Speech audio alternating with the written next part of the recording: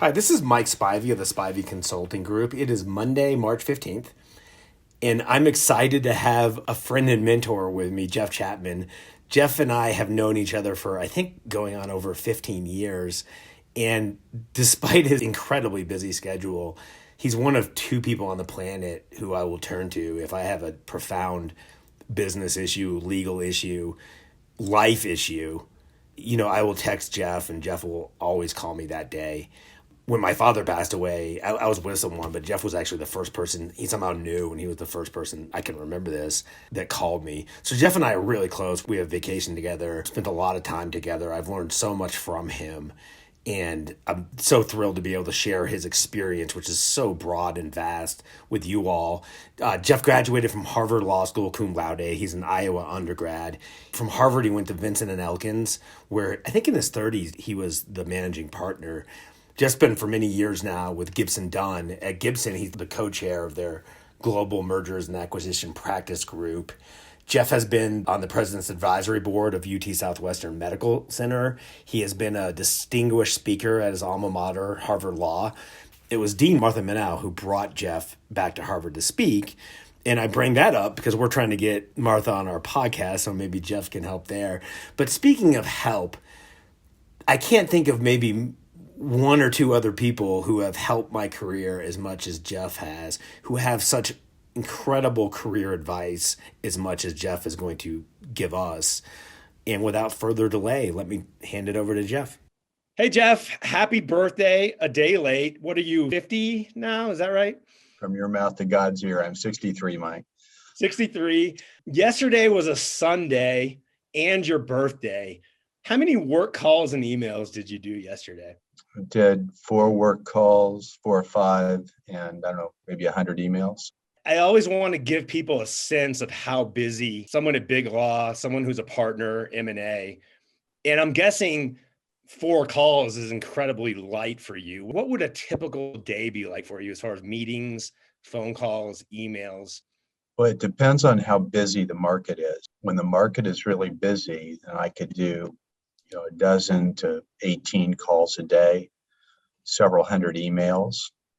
It's pretty frenetic. When the market's slow, the number of calls and emails goes down proportionally, although I'm typically spending a lot of time then trying to drum up business. But it can be very, very busy, and I'm busy right now. So 7 days a week I'm working. How many of those texts and phone calls are panic calls from me saying U.S. News and World Report just sent me a cease and desist letter? What do I do? Well, not very many. And when you call and email, it's always a pleasure. I'd love to send you a bill for the work I provide to you, but your friendship suffices, Mike. If you can be on my next phone call with LSAC, I'd appreciate it. Please don't bill me. I don't want to see how astronomical that is. I'm going to shift gears a little bit. Let's go back in time. You're an undergraduate at Iowa, probably going to football games, maybe having a beer or two from time to time. Every now and then. Your dad wants you to be a college president, I believe. Is that right? Yeah, he did, actually. When I was a boy, 7, 8, 9 years old, and my parents would take me to Iowa City for football games, we'd always go by the president's house. My dad would turn to me in the backseat and say, "Jeffrey, someday you'll live in that house." Okay. That didn't happen. My parents never said that to me, and I did want to be a college president. Yeah.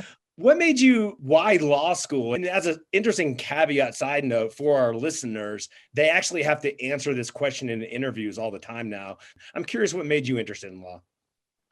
The truth is that one of my heroes growing up was a lawyer. He was a gentleman named David Bellin. He was a corporate lawyer in Des Moines, probably almost certainly the most prominent transactional lawyer in the state of Iowa. And he served on the Warren Commission and wrote a number of books about the Kennedy assassination. His sons were very good friends of mine, wonderful friends of mine. And I really grew to admire Mr. Bellin, and that triggered my interest in the law. Yeah, that's interesting. So I've been with you in Dallas, obviously, many, many times.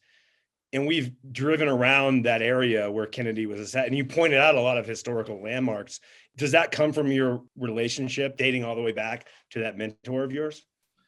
In some respects, but the truth is, Mike, my first memory as a child when I was 5 years old was my mother crying when President Kennedy was shot and then killed. And I remember the TV coverage of the shooting, and then 30 minutes later, the announcement that he passed away. And that's my earliest memory. So it's always something that's touched my heart and given me pain. Mr. Bellin's interest certainly was, relevant to all that. He wrote a number of books about the Kennedy assassination, always defending the Warren Commission. And the books are beautifully written, and he was a great man, a real inspiration. Do you remember how many schools you applied to and what sort of drew you to Harvard? Had you ever been to Boston before? Mike, I remember everything like yesterday. When I was in high school, I was a very good student, and I hung out with a number of very good students, and almost every one of them ended up going to the Ivy League. My parents told me that I could go to the University of Iowa, and that was my only option. And I was delighted to go there. It turned out to be great. I met my late wife, Sheila, there. It was all good. But I kind of burned to go to the Ivy League after I went to Iowa because I didn't have the choice coming out of high school. So I was very, very serious about my college studies, and I was a very good student at Iowa, and then was scared to death when I took the LSAT because I thought that I could blow that wonderful grade point that I'd built by tanking the LSAT. So it was always on my mind from day one as a college student. I think our audience can relate. Did you only take the LSAT once? I just took it once. I didn't have the ability to take a Stanley Kaplan course. They were teaching them back then, but certainly not in the state of Iowa. There was no Kaplan office in Iowa City or Des Moines. Right. So I bought a couple books on how to prepare for the LSAT. And I remember keeping track of how many hours I spent taking sample tests and studying, 30 hours. And then I went in and took it. I was nervous as could be, but it ended up I did fine and was admitted to a number of wonderful law schools. And so what made you choose Harvard? Really, the truth is the brand. As a kid from Iowa, Harvard seemed to be the very best. Wanted to go there as an undergraduate, didn't have that opportunity. And interestingly, Mike, Harvard was the first school to notify me of an acceptance or rejection. I remember going home. I was living at home at the time, going out to the mailbox on a cold winter night, walking in, and I noticed a letter from Harvard Law School, and it was thick. I'd never applied to colleges before. I only applied to Iowa, and I knew I was going to get in. And I thought, well, that's interesting. I wonder why it's thick. And it didn't take me very long instinctively to understand it was good news. It was a beautiful night. I remember it very well. Yeah, I have a similar memory. So all my life, I wanted to go to Vanderbilt because my grandparents lived in Nashville, and we would walk around Vanderbilt's campus. So when I got the letter, this is so weird, Jeff, but there's this boulder in the backyard of my family's house. The boulder was higher than our house. And I was so nervous to open the letter, I climbed the boulder, which is like my childhood safe spot. And I opened the Vanderbilt letter on top of the boulder to find out I had been admitted. Just like you said, that memory is just like yesterday. I can picture myself being up there. That's a great memory, Mike. I'm glad you shared it with me. Yeah. So I'm assuming you drive to Harvard from Iowa. Is that right? Sheila and I were married on August 3rd. We loaded up a Ryder truck, scared to death, and took off on Interstate 80 out to Harvard. And so Sheila moved with you. You move into an apartment. We did, and not a very nice one. Right. What was it like? So my experience from the decanal side of things is in week one, every student, no matter what school I've been at, Vanderbilt, WashU, or University of Colorado, every student thinks the student to their left or right is smarter than they are. It takes a few weeks to sort of realize you belong to, imposter syndrome. Was it like that for you? Very much so. I was convinced that my admission was a mistake, even though my grades in LSAT justified the admission. I was scared to death. Interestingly, I expected that a lot of my classmates were going to be jerks, and it almost was instantly apparent that the opposite was true. I fell in love with my classmates during that first week. They were the most engaging, intelligent, thoughtful people I'd ever met. And my 3 years there were really wondrous years. Harvard Law School was a great place to be, and I'll never forget my experience there, and will always treasure my friendships from those 3 years. I'm guessing you stay in touch with a lot of those people today. I do. Some of my very closest friends in the world are from Harvard Law School. Have you closed deals, made business connections through them? Yes, I have. I think that's an important thing to double click on for our listeners. I mean, don't go around befriending everyone just for business contacts, but they often help you throughout your legal career, I would think. They do. I don't think that my attendance at Harvard had an outsized role in the referrals that I've received through the course of my career, but my Harvard network has helped. And recently, in fact, I'm working on an IPO, and I only had that deal because of a friendship from Harvard Law School. As candidly, as sincerely as you can, if you had gone to a top 10 school, but not a top 3 school, or if you had gone to a top 20 school, do you think you would be sitting in a different place right now versus a corner office at Gibson Dunn? No, I think I'd still be in the corner office at Gibson Dunn. I treasure my Harvard Law School diploma and my experience there. I'm very proud to have gone there and believe it's the best law school in the world. But I still think I would be here. I think people overemphasize the importance of rankings in law schools. You can become a great lawyer regardless of law school you go to within reason. I suspected you were going to say that. I think you listened to our interview with Dr. Winch. He said something very similar.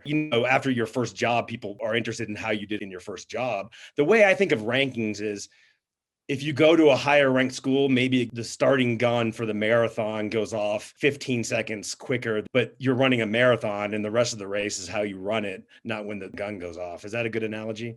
It's a perfect analogy. I agree. Someone posted on Reddit the other day that prestige matters, and they posted it as if they had invented cold fusion. Well, of course, prestige matters, but I would agree with you. I think people fine point it too much. In your career matters, what you do matters a lot more than prestige. I mean, for example, Mike, I would never mention Harvard Law School status in a client pitch. And I don't even think about it. I don't think of myself as a Harvard Law School graduate when I'm talking to a prospective client. It's just not relevant in my mind. It may be in theirs, but it's just not something I think about at all. Yeah, I find that the people who tell me within a minute of meeting them what Ivy League school they went to are also the people that tell me how great of a lawyer they are. And none of the great lawyers I know have ever told me that they're a great lawyer. You've never once sent me an email and said, "Hey, Spivey, I'm a great lawyer." Right. I've never said it to you. I've never said it to anyone, including right. Well, you are, and you're recognized as one world over. We met during the Great Recession. I think we met at breakfast at a Ritz. That's such a lawyerly thing to do, by the way. No one wants to take me to breakfast at the Ritz anymore. And you hired a bunch of my students. Thank you. That was very helpful for my career. You were tough. You were tough during the interviews, and some of them were scared. Some of them were traumatized a little bit after you interviewed them.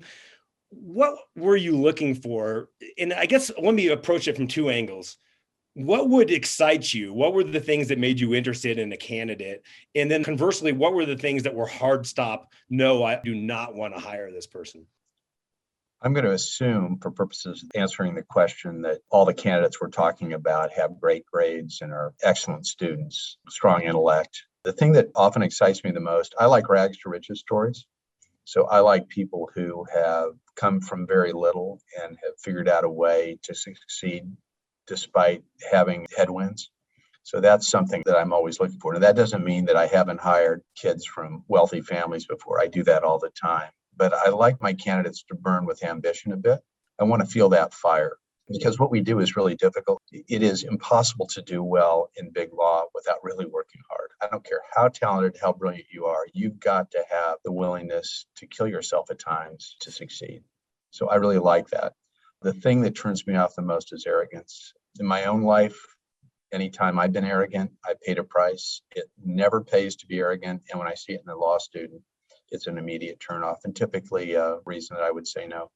Yeah, there's a psychologist named Terry Real who I listened to a podcast of his, and the word he used was grandiosity because of things that happened to him as a child with an abusive father. He built this wall of grandiosity around him, and he made it his life goal to beat that down. And it's one of two podcasts I've heard in the last year where his words were so sincere. There was zero grandiosity in him, no arrogance. Zero arrogance. And because of that, it made me want to listen to the entire 2-hour podcast. So that's relatable. I think you might not realize how scrutinizing you were, my students. I got a phone call from you once. You're not going to remember this. And there was a student I really liked, and I was really hopeful that you would hire him. And you called me, it's like 10 p.m. I mean, you said, Mike, I liked him. I want to hire him, but he wasn't wearing collar stays. And I'm on the phone with you, and I'm Googling, literally, I'm typing in, what is a collar stay? Do you remember that? I don't remember it, but I know myself well enough to know that I said it. Right. That sounds like half my memories these days. So I don't think people realize it, but you all are getting thousands of emails from anxious law students. It's a lot easier to say no to someone than to take the time to invest in someone. So every I has to be dotted, every T has to be crossed, correct?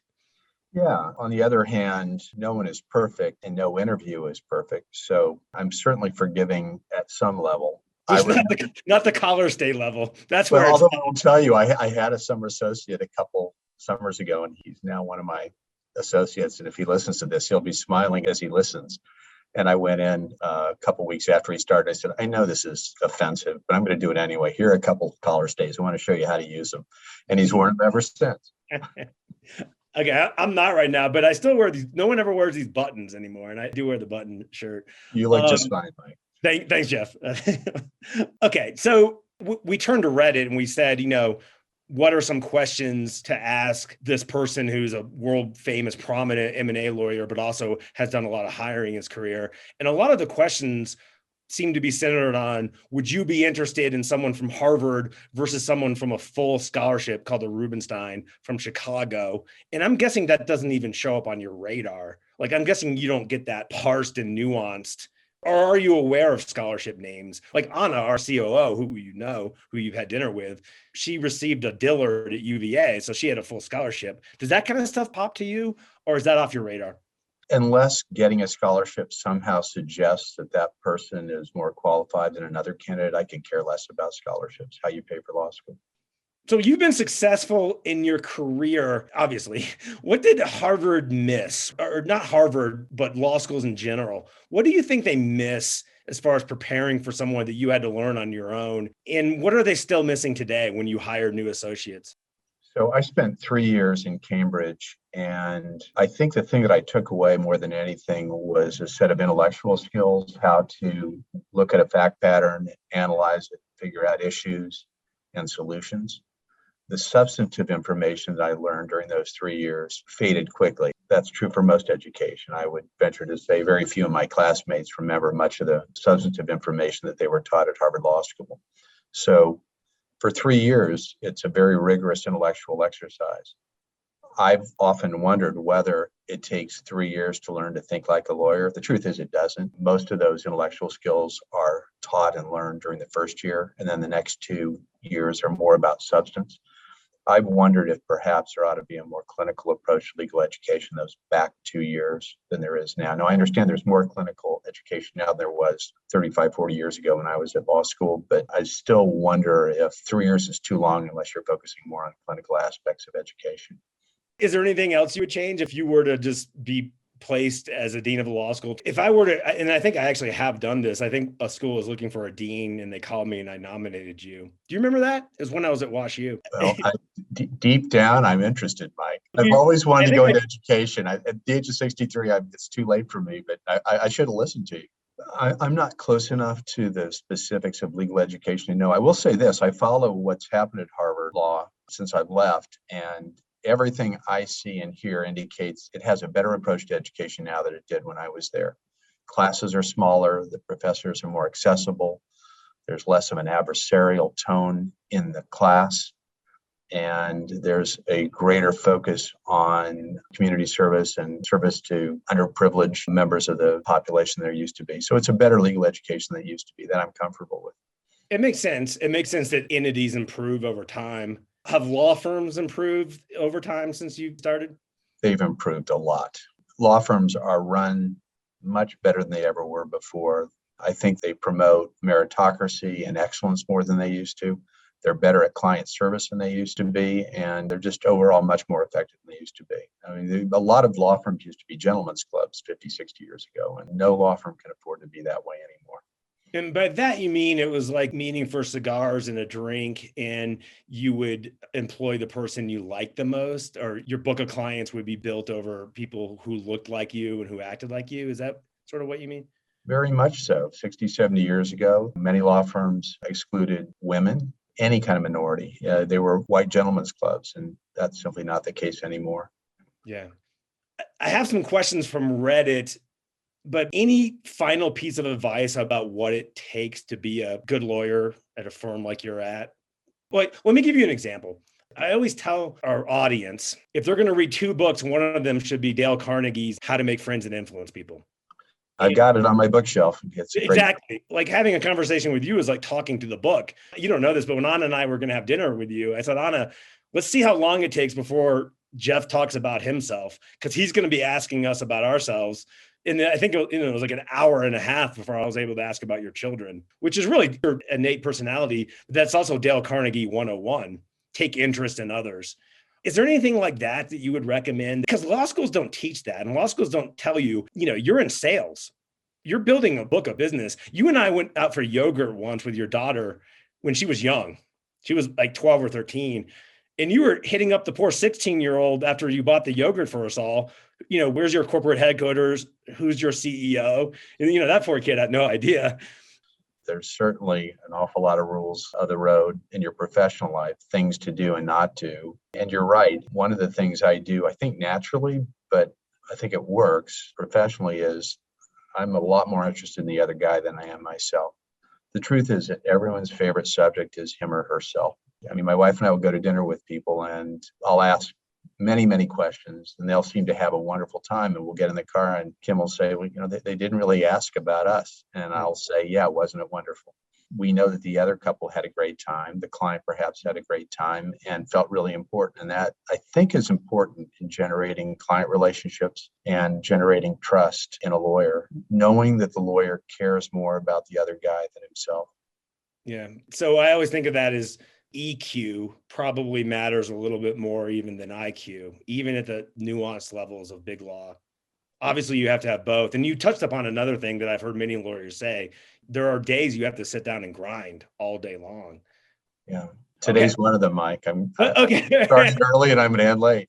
Yeah, well, I know how early you start. I think some of the times I've been at your house, I've seen you out the door at 4 a.m. with two big suitcases. What are those called? Are there a name for those things? Those big black boxes you put files in? Well, I don't use those anymore because I use the internet more but right. I think they're called case bags. And I remember those. Yeah, I remember waking up and the sun's not out and you're in a suit walking out the door with case bags. Yeah. I know you're busy and you're going to have an ugly day. I have time, Mike. Whatever time you need, I've got. Someone on Reddit asked, what qualities make for good, bad for Biglaw culture and lifestyle? Well, let's start with culture. To me, the two most important things about a strong culture in a law firm is, first, the most senior partners in the firm don't view the firm as a piggy bank and take less than they could in the open market. I've felt that way since I was a young partner in my first firm. It's very, very important to have a comp system where the most successful lawyers leave money on the table. And the other aspect that I think is important for a culture is that the partners and colleagues in the firm, associates in the firm, treat each other as well as they treat their clients. For example, when I have a message from one of my partners and a message from one of my clients, I know that there's a client behind the message from the partner, and I'm as inclined to call the partner back as a client back. That's, I think, part of the culture of my firm and part of the culture of most successful firms. So you treat each other with a great deal of respect. You view your partners as your clients, and things seem to go well. And I've rarely had a client say, gee, you were too late in getting back to me. So there's always time to treat people fairly, including your partners. And I try to do that as well as I can. I know you're familiar with Southwest Airlines. When I was in business school, we studied them. They were sort of the darling to study. Herb Kelleher, how do you pronounce his last name? Herb Kelleher. He was a great lawyer, a great business leader, and a great man. I knew Herb. He was a fantastic human being. And a good arm wrestler, right? He won a couple lawsuits through arm wrestling. So I think one of his foundational mandates was put each other first, not the client first, which was sort of groundbreaking at the time. But put the people at Southwest ahead of everyone, because if you're getting along, you're going to get along with the people on the flight too. I think that's a great philosophy, and I believe in it. Someone asked about opinions on having both an MBA and JD. Do those stand out to you? I had two very close friends in law school who pursued both. And let me just assure you that they're a lot wealthier than I am. Okay, interesting. Both went into private equity. Neither ever practiced law. Oh, I think I know one of the two people you're talking about. They both are nationally known and fantastic people, but they never practiced law. No, I think a JD MBA is a great thing to pursue. And I'll tell you, a number of individuals who pursue that joint degree end up practicing law and not going into business. And it's a fantastic approach to legal education if you know you want to practice in the business law area. I hadn't thought of this question, but if you, Jeff Chapman, if you were just in it for the money, you would go be a CEO of a company, right? Or being a private equity executive. I mean, there are a lot of ways of making money, but you're right. If you want to be as wealthy as your wealthiest clients, don't practice law. So I'm more interested in the follow-up question because my goal on this planet is not to be Jeff Bezos. You still enjoy practicing law. You love practicing law. There's still a passion in it for you. There was a period of time in my career, a long period of time in my career, when I wasn't sure I wanted to continue to practice law, and I didn't necessarily enjoy it as much as I do now. I can safely say I love practicing law now more than I ever have. I'm having more fun. I feel like I'm making a greater difference for my clients and just achieving more than I ever have. But there was a long period of time when I wasn't sure. When I was 40 years old, I came within a hair's breadth of going to Bear Stearns and becoming an investment banker. The thinking being that I do that for 4 or 5 years and then go into private equity. I didn't. I'm glad I didn't, but it was a very close call at the time. I didn't know that. We wouldn't have met. So thank you for staying in law. Someone wanted to know realistically if a Biglaw associate could expect to take a 2-week international trip for vacation annually without major issues. Yeah, I think that's possible. I do. I mean, there may be points in time, even though you're traveling internationally, that you're going to have to hop on a phone or answer a question or check an email. But sure, that happens all the time. I've seen it happen. My associates have done that. Someone asked, how do firms view the T6? You might not even know this vernacular, which is amusing to me. The top 6 law schools versus the top 14. Does the difference between the two vanish after the first few years? We kind of touched on this. Would it matter to you in hiring of someone from a top 6 school, which I'm going to guess you couldn't even name the top 6 schools? Could you? I mean, I would be guessing now. I mean, I assume it's Harvard, Yale, Stanford, Chicago, Columbia, Michigan. That's my guess. NYU, not Michigan, but Michigan's right outside, Penn's right outside, Duke's right outside, etc. Are you going to give someone an edge if they're at one of the top 6 versus outside the top 6, but in the top 14? No, I'm not. You talked to a client of mine once, and she had a scholarship at Columbia and no money at Harvard, your alma mater, and you recommended that she go to Columbia. Yeah, so Columbia is a fabulous law school. If she does really well and works very, very hard, she's going to be as successful gone to Columbia as having gone to Harvard. Plus, you know, there are advantages to going to Columbia. I mean, you're in New York City. It's just an incredible place to go to law school. So I felt she should take the money and run. I would suspect at the very top law schools, I'm not going to have an arbitrary cutoff point. I don't know where it is. There's advantages to all of the top whatever law schools, and there's disadvantages to all of the top whatever law schools. And people need to try to find the best fit for them. Agreed. I just have to say that when I hear people struggling mightily to figure out where to go to law school and they've got a choice among the top 10, I just got to smile because they're so lucky and they cannot go wrong. And I see that in kids deciding where to go to college too. It's like, you are so lucky. Just flip a coin. It's going to be fine. Yeah, it's a good problem to have. And we like to think of our firm as trying to give people as many of these difficult decisions to make as possible. Right. And it's not just at the top 14 level. It's still an awesome, difficult decision if you're going to go to a school number 25 through 30. Wonderful problem to have. There it is. And by the way, Mike, you haven't asked a question, but going to 25 or 30 can lead to an incredible legal career. I mean, maybe the finest M&A lawyer I've ever known, went to Southern Methodist University, was and is a fabulous lawyer. And I have other colleagues who've gone to SMU and other schools who are not necessarily in the top 20 who are incredible lawyers and doing amazing things. So your clients shouldn't lose much sleep if they're not going to a top 10 law school. They can do quite well and likely will do quite well regardless. If I became the dean of a law school ranked 100, and I were to say, Jeff, I have 2 students in the top 5%, could you interview them for Gibson Dunn? Would Gibson Dunn be interested in interviewing them?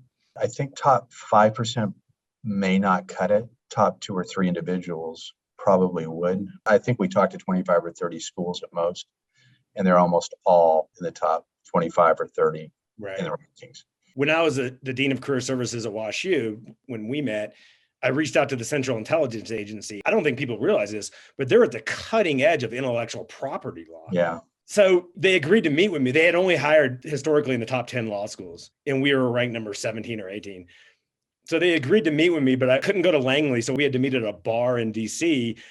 And the woman said her name was, I remember the first name, I'm not going to say it, something Lionheart. And I wasn't buying it. I'm like, there's no way this person. Seriously? Yeah, it was. Yeah. She said her name was, X Lionheart. I'm like, that's not your name. I didn't like it's right out of a James Bond. I didn't express my disbelief, but I thought she was lying about her name. And then the CIA sent a lawyer to speak to our students at WashU, and her name was the initial J period. And Ken Siverud, who was the dean at WashU at the time, he was just like, this is ridiculous. He's like, they're lawyers. Why can't they tell us their names? Yeah, that surprises me. I can see Ken's face when he said that. I'm sure in his eyes. Yeah. You're right, right. One more question, and I actually I can't interpret this question because I'd never heard this term before. Ask Jeff if he feels like the M&A jock stereotype holds true. And if so, does he feel it leads to exclusion in the workplace in any way? I'm not entirely certain what the questioner is asking. If he or she is asking whether there's a stereotypical M&A lawyer, an aging white male who kind of takes over the board meetings, I think there is some residual or legacy truth to that. That there are fewer women in M&A than in some other areas. There are fewer lawyers of color, perhaps, than there are in other areas. But that's changing rapidly. At your firm, right? Your new managing partner. Yeah, the co-head of our M&A practice group, Barbara Becker, has just been named managing partner of the firm. And let me assure you, she's central casting for boardroom lawyer and for managing partner. She's going to do a great job. But there are not that many Barbara Beckers, for example, in New York M&A bar. It's an area where more diversity is needed. And I think you're going to see more diversity over time. And hopefully more diversity in law schools. There's a lot of pushes on that front. So I think over time, that's right. Any final advice? Well, my advice for your law school applicants, your clients, and those who listen to your talks is to relax, to do the very best you can, to accept that you may not get into your dream school, but do expect that you're going to have a dream career, that you do not have to go to your number one law school to achieve all your goals. I believe that to my core. And once they get into a law school, they'll get an excellent education, do your very best, network like crazy, and plan and expect to have a wonderful career. Thanks, Jeff. I'm very thankful for your time. Happy birthday a day late. Thank you, Mike. It's always a pleasure to connect with you, and my best to Anna, and let's talk soon, okay?